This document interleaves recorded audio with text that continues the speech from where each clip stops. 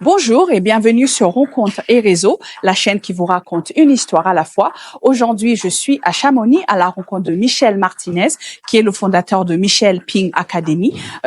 Michel a un palmarès juste incroyable dans le monde de tennis de table. Il est 6 fois champion de France quand même en double, mais il est également, il a aussi fait partie de l'équipe de France, mais aussi il a aussi joué à l'international.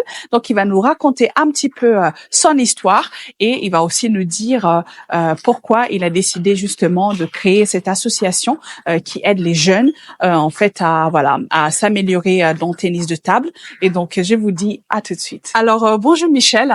Bonjour Consolata. Et je te remercie d'avoir accepté mon invitation.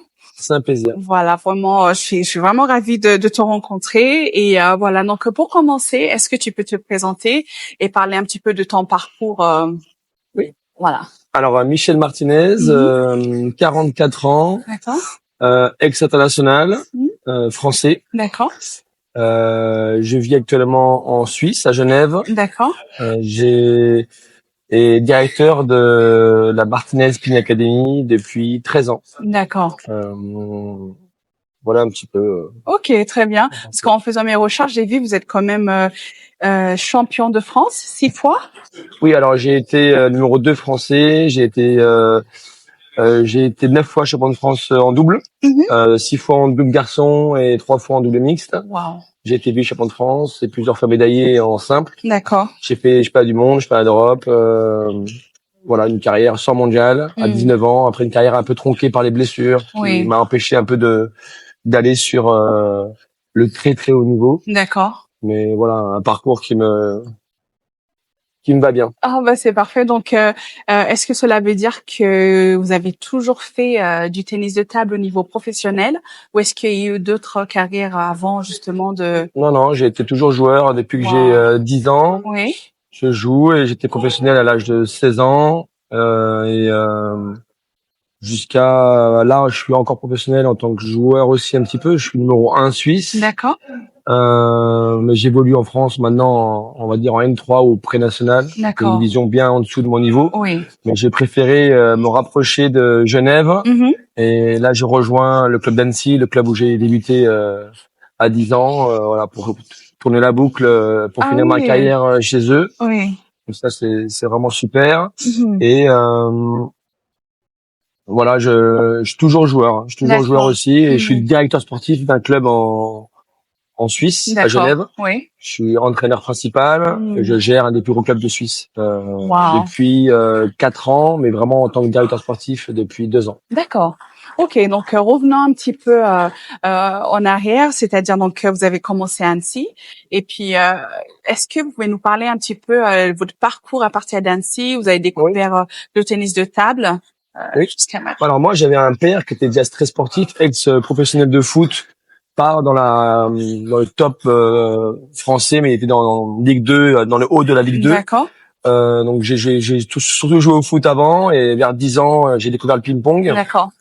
Et de suite, j'étais, on va dire 6 mois après, j'ai été numéro 5 français. Wow. Mon père de suite, en fait, au bout de 15 jours, j'ai commencé à prendre des cours privés. D'accord. Je me suis entraîné beaucoup, donc j'arrivais un peu du tennis et du squash et du foot. D'accord. Donc j'avais des aptitudes dans le ping-pong, pour d'autres sports, plein de sports. Et de suite, j'ai été plutôt bon. Et 1 an après, j'étais numéro 2 français, après numéro 1.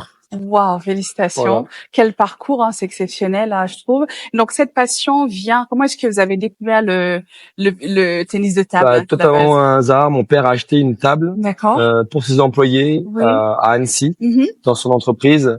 D'accord. Et j'allais jouer avec les ouvriers de temps en temps. Ouais.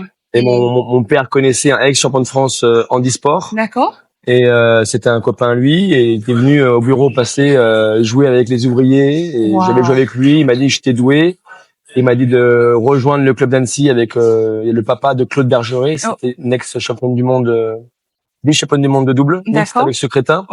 Donc je suis arrivé sur Annecy, et de suite avec le Bergeret et l'entraîneur principal, on était en connexion, des très bons rapports, et de suite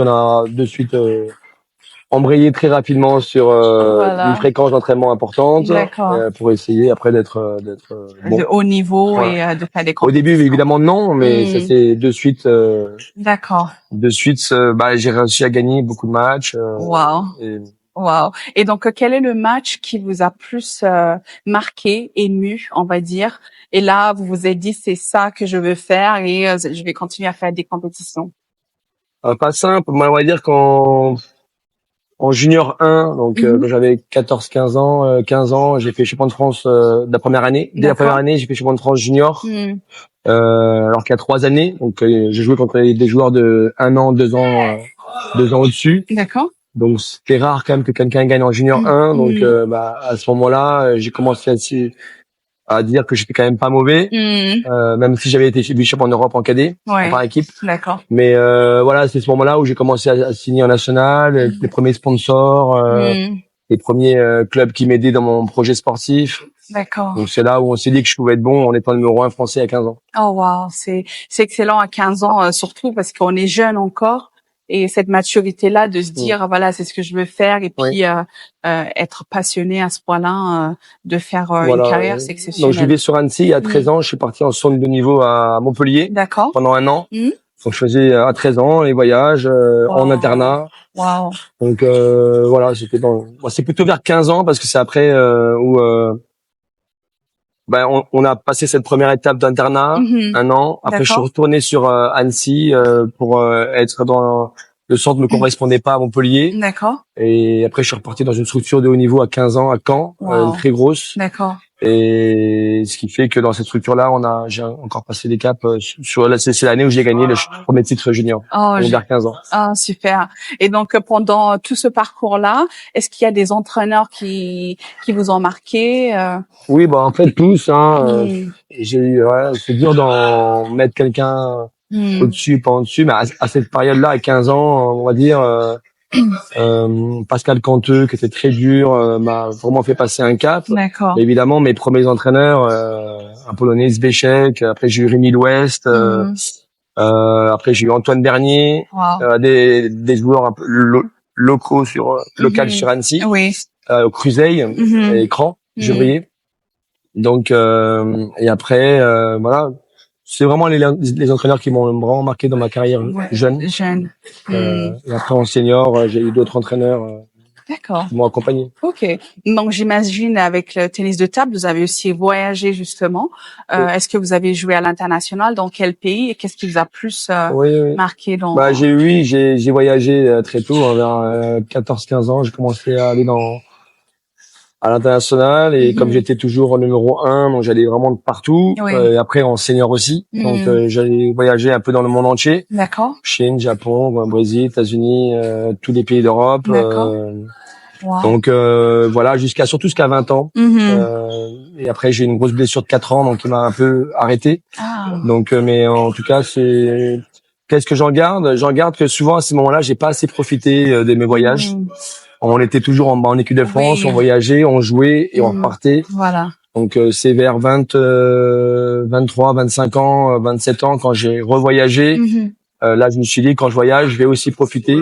Et parce que voilà, il fallait aussi, il n'y a pas que le ping-pong. Donc c'est un peu plus tard où j'ai commencé un peu plus prendre du temps pour de profiter de mes voyages aussi. D'accord, ok. Et donc vous avez parlé de votre blessure qui vous a un petit peu freiné, j'imagine, dans votre carrière. Donc comment est-ce que vous avez su justement gérer ça? Il y a eu beaucoup de hauts, mais j'imagine les bas également. Donc comment est-ce que vous avez su gérer tout ça? C'était pas simple, hein. Quand à 20 ans on t'annonce que ta carrière elle est finie, tous les médecins de l'équipe de France de Paris avaient diagnostiqué des problèmes à la hanche importants. Donc un arrêt de carrière, voilà, ça a duré 3-4 ans et à essayer de trouver des solutions. Je peux plus courir, même pas trop de faire de vélo, je faisais que de la natation, c'est ce qui m'a permis aussi de me reconstruire un corps. Donc c'était pas simple ce moment-là, de 20 à 24 ans, parce que j'étais le plus grand espoir à 19-20 ans, avec je fais du monde et autres, à 100 mondial, à ne plus rien faire. En fait, c'est trop joué. Quand je jouais, c'était qu'à 15-20%, donc je perdais. Donc c'était pas simple. J'ai pas le souvenir d'être descendu vraiment bas. Wow. Mais évidemment, quand ça n'a pas été tout simple et de tout repos, C'est ça. je gagnais moins d'argent, donc je vivais à Paris, des sacrifices. Donc à Paris, à Paris, la vie coûte très cher. Très cher, oui. Donc financièrement, c'était pas simple. On trouvait des solutions. Oui. Mais après, j'ai eu un autre moment aussi. À 27 ans, j'étais revenu à 25, 26 ans, numéro 2, 3 français. Donc j'avais remonté la pente. Oui. Seul, j'ai pris juste la décision d'aller contre les avis médicaux. Ok. Aller courir au début 3 minutes, si je pouvais pas courir plus. Wow. Le lendemain 4 minutes, le lendemain 6 minutes, le lendemain 7 minutes pendant un mois. Et après, finalement, ma hanche s'est reconstituée, s'est habituée. Oui. Et après, j'ai, on va dire, plus trop eu mal à la hanche. J'ai plein de blessures autour, mais on va dire ça s'est un peu plus stabilisé et j'ai pu me réentraîner. Et après à 27 ans, j'ai eu un problème à l'acromioclaviculaire, j'ai arrêté 1 an. Voilà, j'ai des blessures l'année dernière, j'ai arrêté 6 mois. Ah oui, j'ai pas mal de blessures dans une carrière, j'ai bien traumatisé mon corps. D'accord, c'est vrai que ouais, ça peut arriver quand on commence jeune, c'est vrai que c'est beaucoup des mêmes gestes, etc. Donc ouais, peut-être ça joue l'usure, ouais. Donc ça OK. Et donc comment est-ce que vous vous définiriez en fait quel type de pongiste êtes-vous? C'est difficile à dire. Alors, je pense que j'ai toujours été un grand travailleur, mais j'ai toujours eu une rigueur d'entraînement. J'ai toujours été sérieux. J'ai vachement évolué dans ma manière d'entraîner ou de m'entraîner. Oui. C'est-à-dire qu'avant, je voulais gagner, comme je disais à mes joueurs, tous les points à l'entraînement. Et vers 25 ans, 26 ans, j'ai complètement changé ma façon de m'entraîner. J'ai plus trop eu d'importance à l'entraînement, on va dire au résultat de l'entraînement, et juste à mes sensations. Et c'est là où j'ai commencé, on va dire, malgré tous mes problèmes physiques, à réfléchir plus, on va dire, à comment être plus intelligent dans le ping-pong, en fait. Voilà. La maturité. Donc, la maturité. Je pense que j'ai vachement évolué à ce moment-là, vers 25 ans. D'accord. Avant, je m'entraînais un petit peu, peut-être plus bêtement, mais bon, j'avais tellement d'aptitude physique, j'étais quand même bien costaud. Oui. Et après, comment je me définis, voilà, quelqu'un qui a un parcours en dents de scie, mais qui a toujours performé en club. J'étais toujours un joueur de club. J'étais très très performant ou au-dessus de mon niveau, on va dire. J'ai toujours aimé l'esprit d'équipe, ou en double ou en par équipe. On va dire vivre, partager des émotions, partager du temps. Donc ça, c'est voilà. Je retiens surtout ça dans ma carrière. J'aime bien les moments d'équipe et de double. Oui. Ouais. Ok. Donc voilà, c'était ma question. Est-ce que voilà, vous préférez les doubles ou les simples, enfin quand vous jouez tout seul? Donc les doubles. Les deux. Là, en fait, en simple, j'aime bien aussi par équipe. En fait, par équipe, on joue. Mais j'aime bien en fait être accompagné d'une équipe autour. Et en double aussi, évidemment. Oh, c'est parfait. Et donc vous avez joué à l'international, on a dit tout à l'heure. Est-ce que vous avez joué avec des joueurs j'ai pas un nom tout de suite comme ça. Enzo il serait là, il me dirait, mais oui, je suis dans un moment de ma carrière où j'ai une génération où j'avais des joueurs très forts. Timo Boll est de ma génération, donc j'ai joué en cadet, en minime contre lui, en junior, en senior. Michael Mas qui était 11e mondial, j'ai rencontré Primora qui est numéro 4 mondial, Samsonov numéro 4 mondial aussi à l'époque, bon, pas au même moment, mais Jean-Michel Sèvres, voilà, des joueurs dans le top 10 mondial, j'en ai joué pas mal, dans le top 20 beaucoup, Gao Ning numéro 11 mondial. Voilà, j'ai joué des très bons joueurs en France ou à l'international. Mais en France, en première division, j'ai joué, on va dire, 17 ans en première division et 4 ans en deuxième. J'ai joué un paquet de joueurs. C'est vraiment pas mal. Voilà, j'ai joué un paquet de joueurs, mais. Oh, génial. Mais donc, est-ce que vous avez aussi eu de la chance dans votre carrière d'accompagner un jeune prodige français ou à l'international? Ou pas encore? Non, parce qu'en fait moi je suis vraiment entraîneur en fait depuis 3 ans, depuis 4 ans, et j'ai directement atterri en Suisse. Donc j'ai on va dire comme je viens aussi de Montpellier, après je me suis entraîné depuis 18 ans à Montpellier. Montpellier c'est le club de Stéphane Lebrun. Voilà, je les ai vus naître. Papa c'était un ami, c'était C'était mon coach, c'était mon entraîneur. D'accord. Et donc on a joué ensemble. C'était mon capitaine. Donc voilà, c'était un peu de tout. Et donc évidemment les frères Lebrun, je les ai vus. Voilà, j'ai joué. J'étais un peu un de leurs relanceurs particuliers, très très souvent pendant des années. Et on avait des rapports privilégiés entre nous. J'ai joué avec eux d'ailleurs, moi les 2 dernières années, on va dire, que j'ai vécu sur Montpellier. J'ai été recruté par Montpellier pour monter l'équipe en pro. D'accord. Moi j'arrivais de pro et j'ai joué en National 1 pour essayer de les aider pour monter. La première année, on n'est pas réussi à monter malgré que une très bonne équipe, mais il y avait une seule équipe qui montait, elle était très forte, mais je me suis blessé au play-off. Donc voilà, et alors que Alexis et Félix avait que 14 ans et Alexis 17 ans, ils avaient perdu que 1 ou 2 matchs dans les playoffs. Oui. Mais bon, sûrement on n'est pas passé.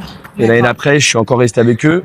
Et là, on est réussi à monter. J'ai pas fait les playoffs parce que c'est le même jour que en Suisse, mais ils ont réussi à monter. Ils avaient une super équipe.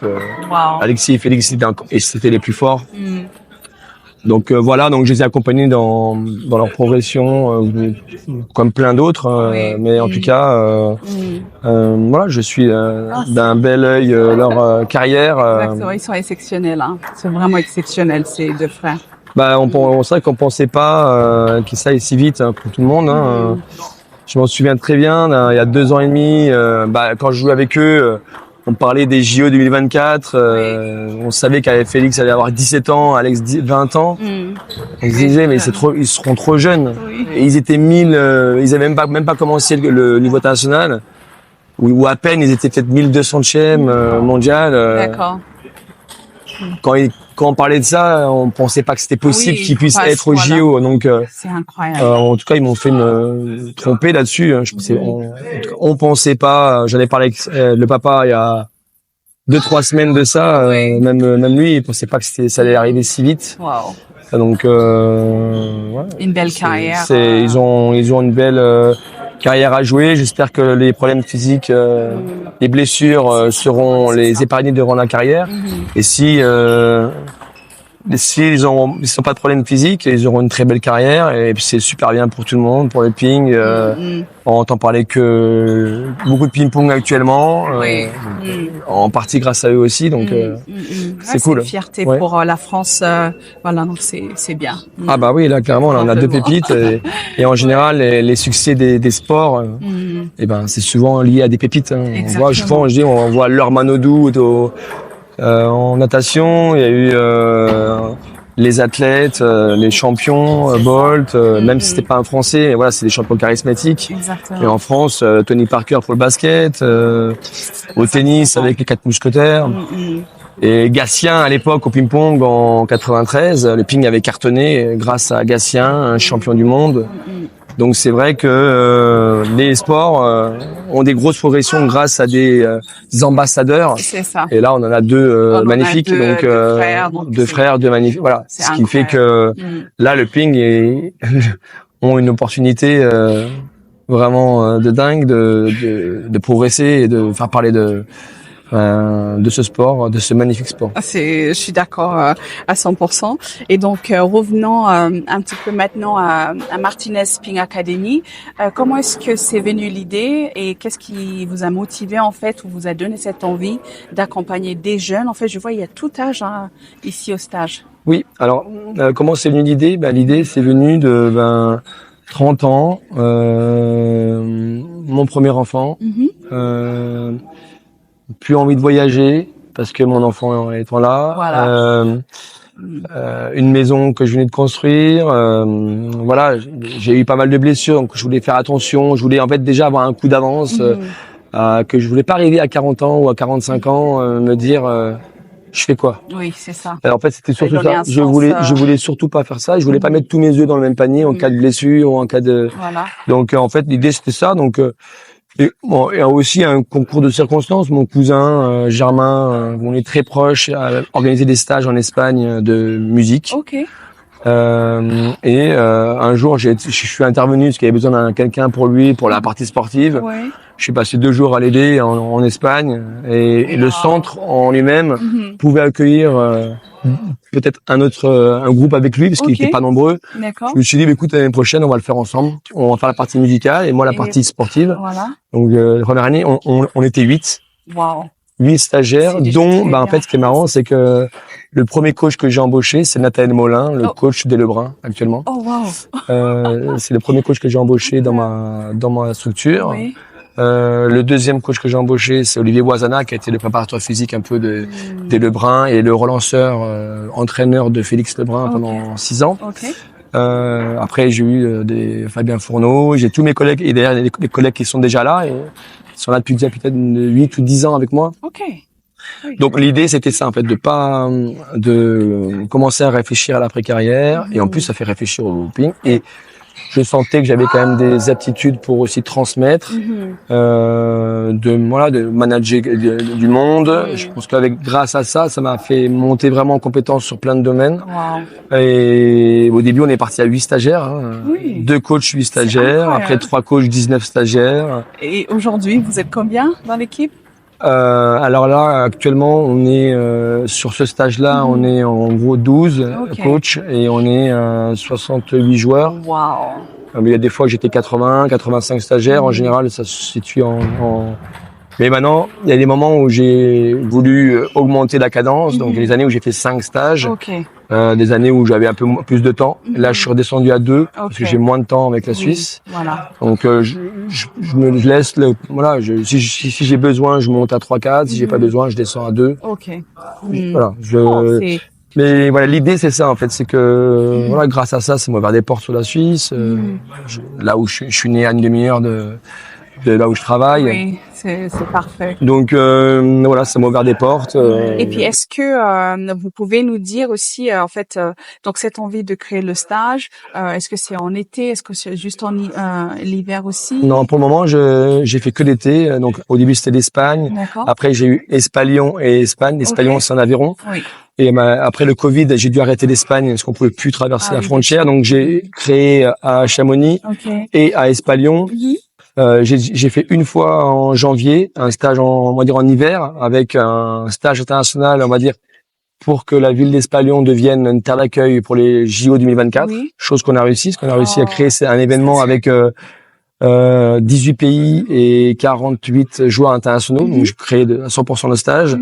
Et j'avais une douzaine de staff avec moi, dont Nathanaël Molin, dont Stéphane Lebrun, dont Jérémy Sureau, qui est préparateur physique des Lebrun, un staff incroyable, Julien Gérard, voilà, pour créer, on va dire, marquer le coup pour que la ville puisse être terre de jeu. Voilà. Donc voilà, donc plein de moments où il y avait les Lebrun au stage. Les Lebrun sont déjà venus à la première édition à Chamonix.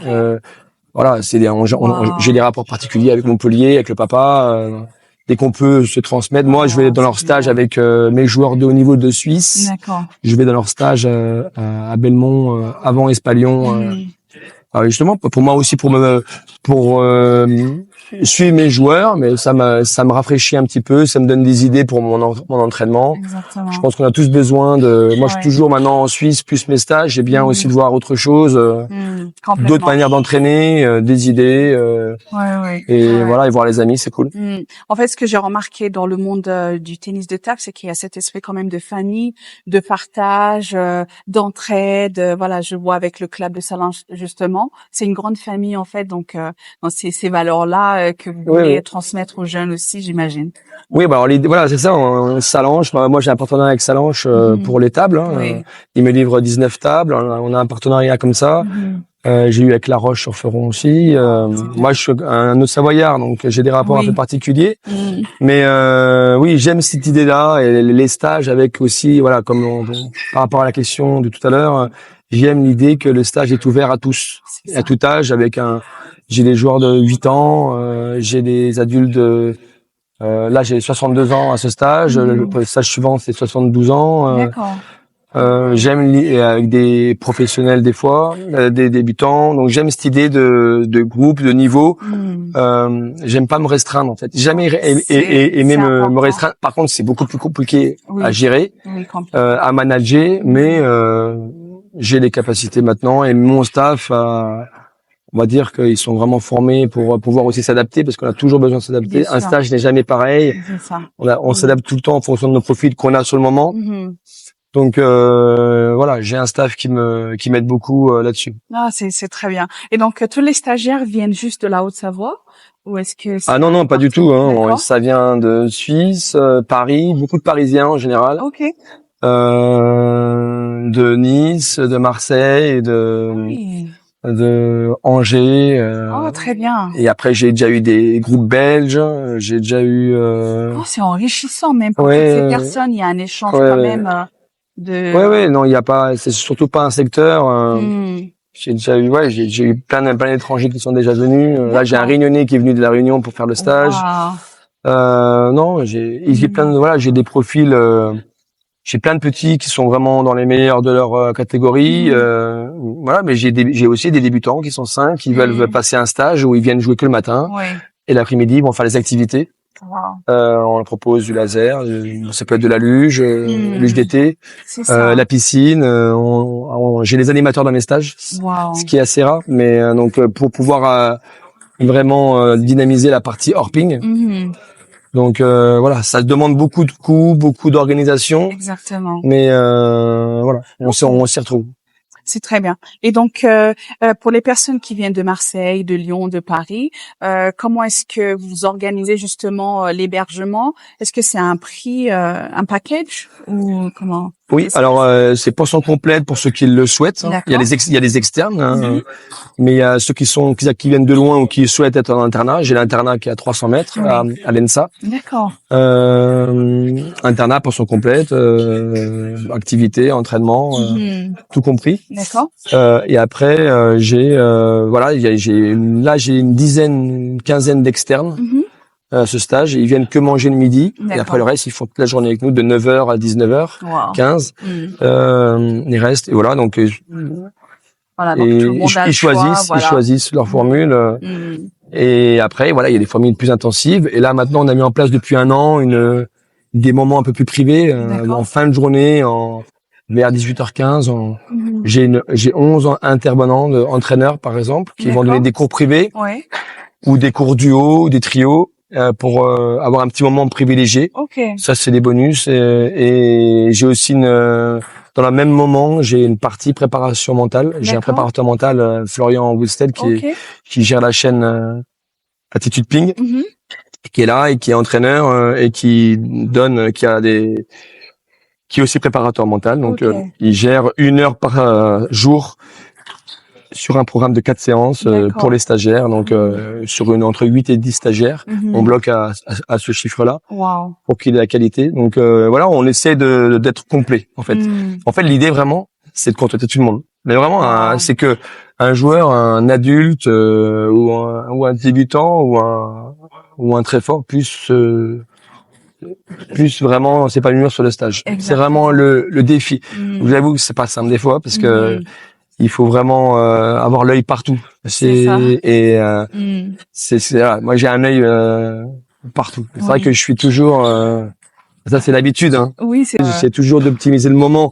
Voilà, il y a la base de notre on va dire d'organisation et après il y a le moment. Le moment on voit que ça peut huiler mieux en bougeant un ou deux qui vont là, tac, tac. Il faut vraiment arriver à pouvoir s'adapter. C'est vraiment la force ma force, c'est ça. Je sais vraiment, je panique pas, j'essaie de m'adapter et mes coachs, je pense que je leur ai beaucoup appris là-dessus. Ils m'en apprennent aussi à moi, de façon de, vraiment s'adapter et essayer de rendre un stage unique pour les joueurs, en fait. C'est ça. Voilà. Des fois, c'est pas tout simple. Parce qu'il faut arriver, ça bouge, mais voilà, nous c'est un stage qui bouge, qui vit. Ça va au physique, ça va au panier de balle, ça va au service, ça va faut que ça bouge. C'est souvent des séries de 40 minutes, 50 minutes. Et après, voilà, c'est stimulant. C'est pas un truc où on reste 2h30, on reste nous on donne. Après, on aime, on n'aime pas, mais en tout cas, c'est notre conviction. Est-ce que vous pouvez nous expliquer un peu une journée type de stage, justement? Donc, il y a plusieurs activités, justement, pour diversifier. Donc, quelle est la journée type? La journée type, c'est en gros un réveil à 7h20, 7h40 réveil musculaire. D'accord. 8h petit déjeuner, 9h début d'entraînement. D'accord. En général, il y a un petit speech de 5 minutes pour l'organisation de la journée. 9h05 début d'entraînement où on dispatche les groupes. En général, on fonctionne par 4 groupes, 6 groupes ou 8 groupes, ça dépend du nombre. Et après, voilà, et dans cette organisation d'entraînement en gros de 9h à midi, les groupes vont aller sur 2 ou 3 ateliers. D'accord. Et ce jusqu'à midi. D'accord. Voilà. Après, on va manger vers midi 15, midi 30. Et ensuite, il y a un petit temps mort entre 13h15 et 14h15 où nous, on a une buvette, une salle de jeu où j'ai une cinquantaine de jeux. J'ai mis en place une buvette pour qu'on puisse avoir un petit moment un peu plus convivial.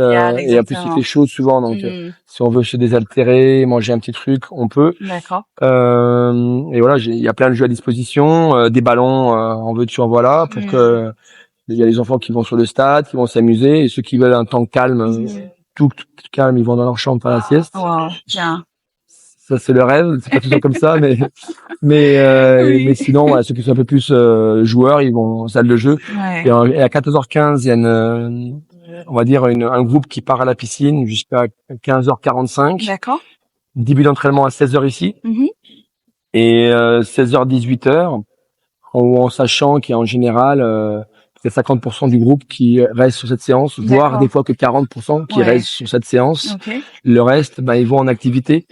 Ou soit on a fait un tournoi multisport, ou ça part au laser forest, ou ça peut être de paintball. Où on a organisé aussi hier une randonnée à Chamonix. Donc chacun, on va dire, à sa vitesse. S'il est trop fatigué, il veut pas s'entraîner, il choisit. S'il veut s'entraîner, on peut. Ce qui est bien dans l'organisation, c'est que l'après-midi, par exemple, là, dans les entraînements, on était entre 25 et 28 joueurs. Wow. Alors que dans configuration full, on était 68 joueurs. Donc 28 et on avait 7 coachs. Wow. Donc voilà, 7 coachs, 28. Mardi, on se retrouvait quasiment, on va dire, il y en a 10 qui ont voulu faire panier. J'ai mis 5 coachs. Donc il y avait 5 coachs à chaque fois, ils étaient pendant 1h15, on va dire un petit moment privé. Et puis l'entraînement. Et après il y avait 8 qui voulaient faire service, j'ai mis un coach. Il y en avait 8 qui voulaient faire séance, j'ai mis 2 coachs. Et voilà, et ça et ce pour 1 heure. Après il y a une petite pause et après pareil, il y a un deuxième choix sur la deuxième partie de cette séance-là. Ceux qui souhaitent faire panier, vont au panier. Ceux qui veulent, là, on avait fait aussi un atelier de service remise. Et ceux qui veulent faire plus de matchs ou séances. Hier, en gros, il y avait 4 possibilités. Il y en a 2 qui voulaient faire séance. Et j'ai mis un coach. Il y a sur la deuxième partie, il y avait 4 qui voulaient faire panier. J'ai mis 2 coachs. En fait, il n'y a pas de trame. C'est juste sur le moment, ceux que souhaitent. Surtout sur l'après-midi, ce que souhaite faire le joueur, il choisit. Et on essaie de mettre les forces. En gros, là, j'ai beaucoup de staff. Donc j'essaie de mettre des forces pour que chacun s'y retrouve. Ceux qui veulent faire des matchs, ils vont partir sur une salle. Là, hier, ils étaient 10 sur les matchs. Je mets un coach qui gère la partie matchée. Donc, c'est un peu le défi. Moi, j'aime bien ce moment-là où les joueurs ont vraiment leur moment privilégié. Et après, à 18h15, il y a encore un autre moment privilégié où il y a des cours privés ou mentales. Et après, ça mange vers 19h30. Et après, le soir, il y a des activités au centre où soit là, on a un magnifique terrain d'athlétisme, de basket et de foot. Et là, hier ou avant-hier, ils étaient 45 au stade. 15 qui jouaient au foot, 15 qui jouaient au basket et 10 ou 15 qui jouaient au spike ball.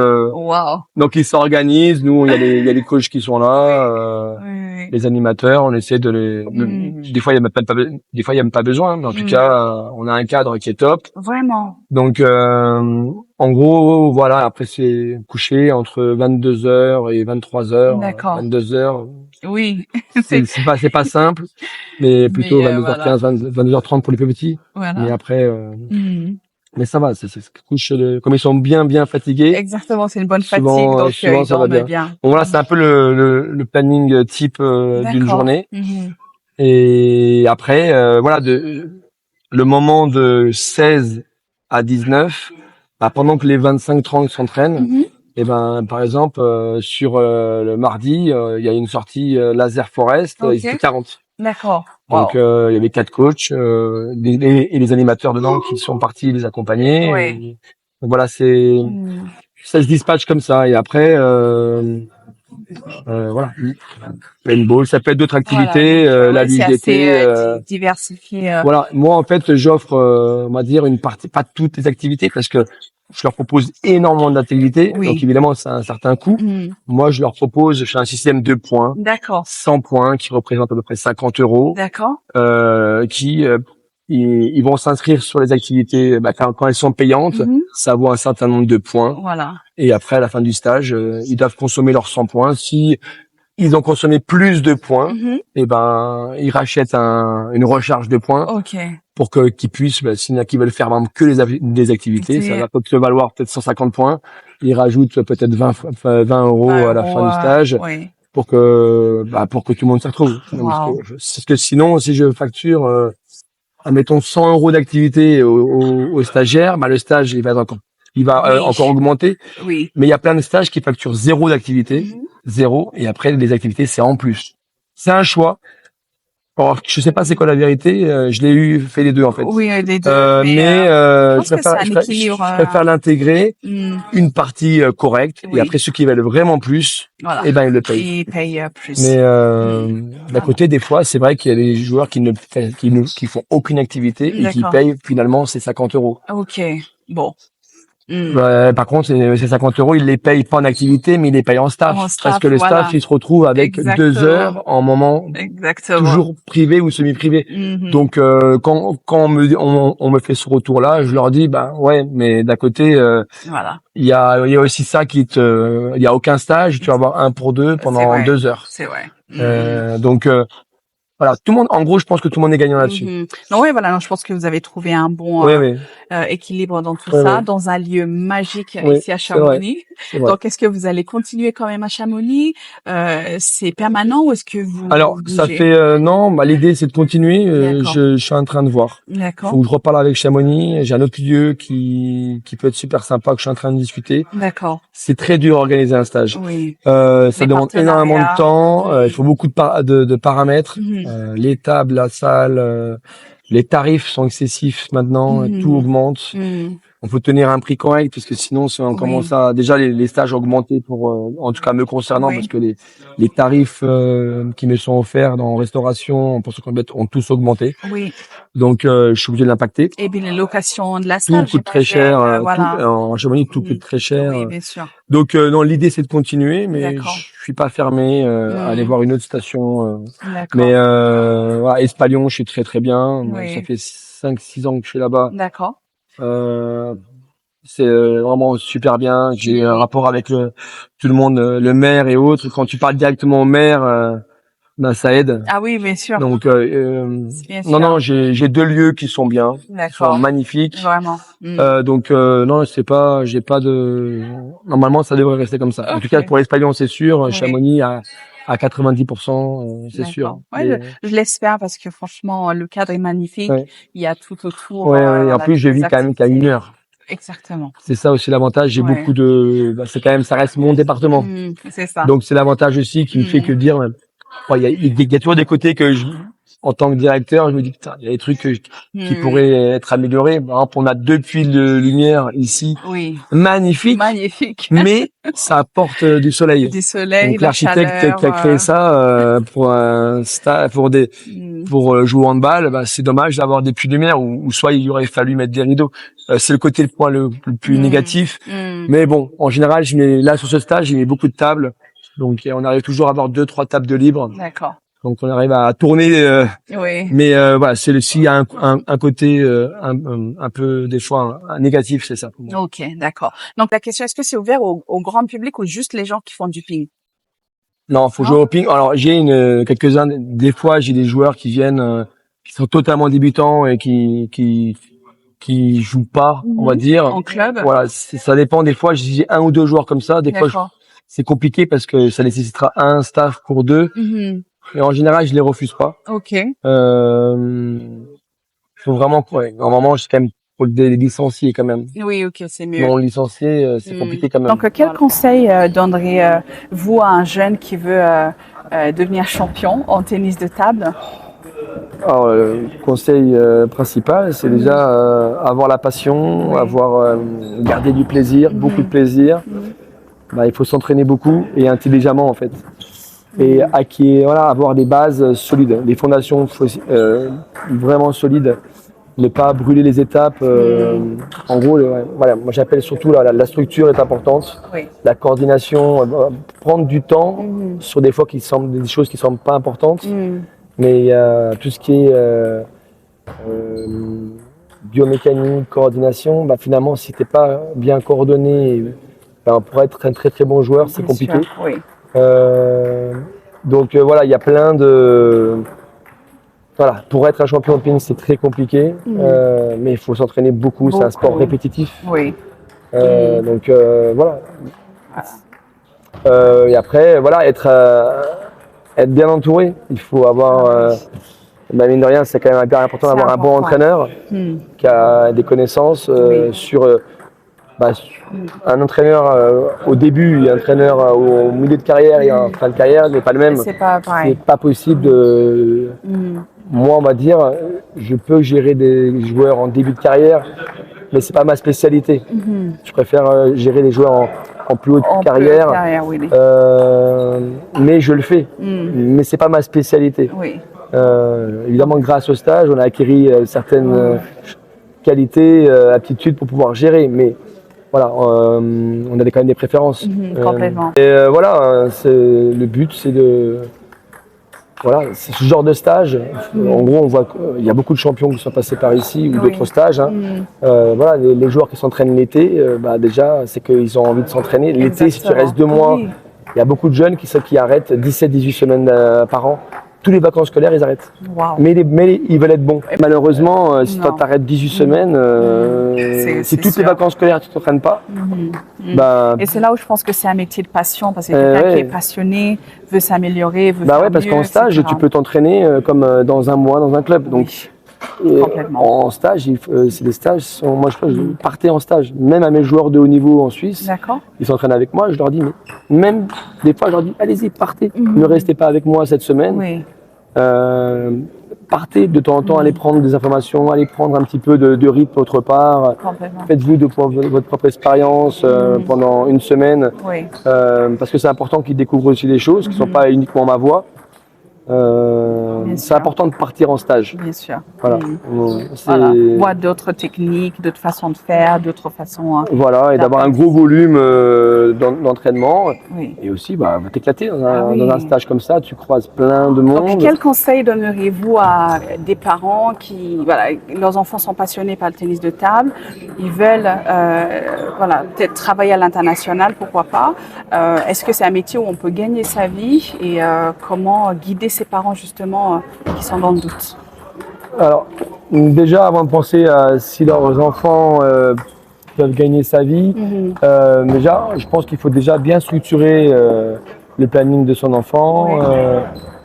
C'est vrai que les cours privés, ça aide vraiment. Oui. Si on arrive à prendre 1 ou 2 cours par semaine, ça aide vraiment parce que ça donne le coach prend le temps de se concentrer sur des fondations, sur un entraînement collectif avec 10, 15, 20 enfants.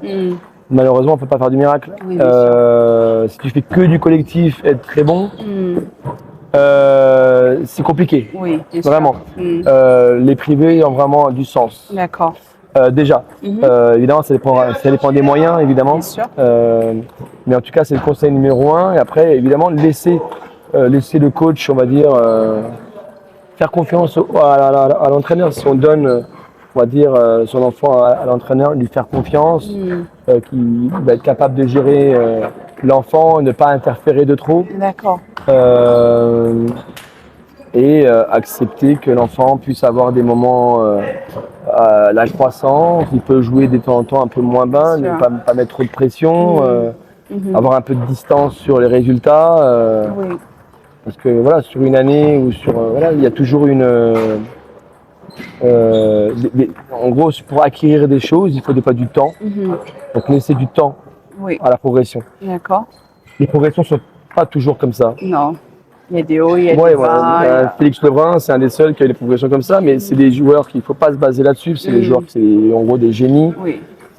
Alex, c'est une carrière plus compliquée pour moi. Il y a eu des blessures, il y a eu des hauts, des bas. C'est pas pareil. Non.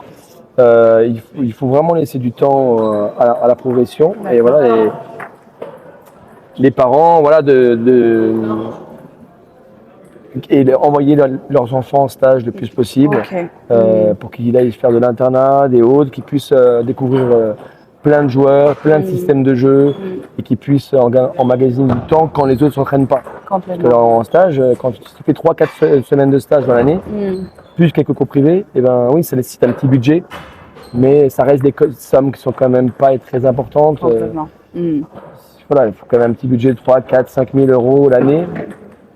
C'est un budget. Entre les cours privés et les stages pour pouvoir donner une chance d'une grosse progression. D'accord.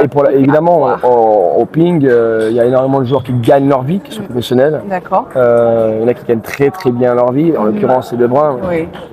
Évidemment, quand on a tel niveau, en médias maintenant, ils ont des sponsors, Bien beaucoup sûr. de sponsors, comme jamais quelqu'un a eu des sponsors en France. Ah oui, à ce point. Ok. En tout cas, dans le tennis de table. Oui, hein. de tennis de table, Donc voilà, c'est il y a beaucoup de joueurs qui gagnent leur vie en jouant. Et après, si tu ne deviens pas professionnel, il y a plein d'autres voies. Tu peux être entraîneur, entraîneur-joueur. Il y a plein de voies pour vivre de ta passion avec le tennis de table. Ok, d'accord. Enfin, bonjour. Bonjour. Donc, est-ce que vous pouvez vous présenter, s'il vous plaît? Oui. Alors, je m'appelle Fabien Fourneau. Je suis entraîneur donc à Annecy Tennis de Table, mais également sur Genève. Et puis, j'entraîne depuis une dizaine d'années ici à la Martinez Ping Academy. D'accord. Voilà. Ok. Et donc, vous êtes coach sur Annecy, c'est ça? Exactement. Je suis coach depuis 2006 D'accord. sur Annecy. Je suis coach principal du club. D'accord. Et puis sur Genève, j'entraîne sur le club de Châtelaine, mais aussi je m'occupe de la structure du cadre genevois. D'accord, très bien. Voilà, de sport de performance. Ah bah c'est Voilà. parfait. Et donc concernant justement ce stage-là, qu'est-ce que vous pouvez en dire et qu'est-ce qui fait que vous revenez chaque année à entraîner ici avec Michel? Ouais, alors ce stage il est très particulier parce que c'est un stage qui est déjà pendant l'été, pendant une période un peu creuse. Oui. Les joueurs cherchent en fait à reprendre le ping ou alors à continuer à en faire, pour ceux qui n'ont pas arrêté. Que dire, ce stage il est génial parce qu'il y a une ambiance fantastique, toujours très bienveillante, avec beaucoup d'entraînement, mais aussi beaucoup d'adaptation par rapport aux stagiaires entre des séances individuelles et séances collectives du panier de balles. Donc on recherche vraiment à satisfaire le plus de stagiaires possible. D'accord. Voilà. Et c'est enrichissant, je trouve, hein, parce que je vois il y a des gens de tout âge et qui viennent de partout. Tout à fait, ouais. Voilà. Qu'est-ce qui expliquerait ce succès, justement? Le succès vraiment, c'est ce concept de on s'adapte tout le temps pour les stagiaires, mais aussi il est ouvert à tous, jeunes, adultes. On mélange tout le monde, les différentes générations, mais aussi les différents niveaux. Et puis voilà, on a des joueurs ici qui sont dans le top 100 français, mais on a aussi des joueurs qui débutent. Et on mélange tout le monde et c'est toujours bienveillant. Voilà. Chacun essaie d'apporter quelque chose à l'autre. Et puis à ce côté aussi multi-activité, où bah voilà, il y a encore une heure, on était à la piscine tous ensemble et on partage des moments comme ça. C'est très convivial et familial. Et familial, Ouais, voilà. c'est important. Voilà, je vois qu'il y a un esprit d'entraide, de partage, en fait, ils apprennent énormément de valeurs et c'est très important pour nos jeunes. Oui. Ouais, tout à fait. C'est vraiment les valeurs du tennis de table, mais encore plus ici, vraiment le côté avec Michel. Donc ça fait une dizaine d'années que je suis en stage avec Michel et on a toujours voulu aller sur ce côté-là, le côté familial, le côté voilà bienveillant. Et puis on essaye de s'adapter, de faire au mieux pour que les stagiaires repartent le plus satisfaits possible. Oui. Et c'est ce qui fait que chaque année à peu près 60-70% des stagiaires reviennent en fait. C'est ça, exactement. Donc en tout cas, merci beaucoup. Merci à vous. Et voilà, franchement, j'aime beaucoup l'accueil, l'ambiance. Ça se voit que les gens ils adorent ce qu'ils sont en train de vivre cette semaine-là. Ah bah c'est sûr. C'est Dans sûr. un Merci à cadre vous. magnifique. Hein. Ouais, c'est au top. Merci beaucoup. Merci. Merci. Donc Michel, donc cette émission s'appelle Rencontre et réseau. Ok. Et en fait, je vais à la rencontre justement des personnes comme vous qui font des choses vraiment sympas dans notre dans notre vallée, on va dire. Et au retour, je demande toujours à ce qu'on me propose une personne à qui je devrais aller voir prochainement. Donc, est-ce que vous avez une petite idée? Je connais un grand entrepreneur, le leader, on va dire, de la région dans la menuiserie, D'accord. qui est sur Annecy, qui est Ok. sur Mété Annecy, Ok. donc qui a 150 employés, qui est voilà que je connais depuis 30 ans, 35 ans. Je suis le parrain de sa petite fille. Ah, bien. C'est lui qui me vient à l'idée. C'est on va dire c'est ma connaissance qui a le mieux réussi Mhm. et qui est dans la région. D'accord. Ouais. Voilà. Ok. Fabrice Fantasy de Caseo. Ok, Caseo. Ok, très bien. Donc, je viendrai vous voir alors à ce moment-là et que vous allez nous raconter votre histoire et votre parcours également. Merci beaucoup, Michel. Merci C'était vraiment un Consolata. vrai plaisir de vous avoir rencontré. Merci à vous. Merci. Merci. Bye. Au revoir.